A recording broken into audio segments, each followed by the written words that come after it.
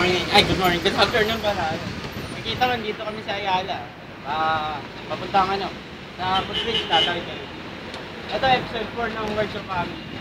Teka lang, malapit na, baka pumatong ko. Ayun, nandito tayo ngayon sa may Ayala, Footbridge, maglalakad. Yung i-discuss ko ngayon, yung sikat na libro, yung Bro Code, di ba? Meron sa vocabulary. Oo, vocabulary. Ayun, yung Bro Code kasi, sabi nila, iba daw yung dude, iba yung man, iba yung bro. Ang sabi nila sa una, ayun, nandito ngayon, kala mo airport, di ba?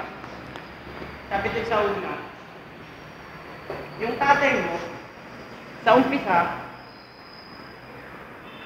pwede mo siyang, una, parent siya, di ba? Pag nagbinatangan na, dude, kasi iba yung dude sa bro. Kasi ang bro, pag ang isang tao, tinawag mo ng bro, ano na siya? Kunwari, may damit ako. Oh. May damit ako, di ba? Oh, ano damit mo? Ipapasa ko siya sa'yo. Oh. Yun ang pagiging bro. Kumbaga, Mana-mana? hindi naman totally mana-mana, ano siya. Kumbaga, yung isusubo mo na lang, ibibigay mo pa, parang kapatid na rin. Kaya nga bro, di ba? Short for brother eh.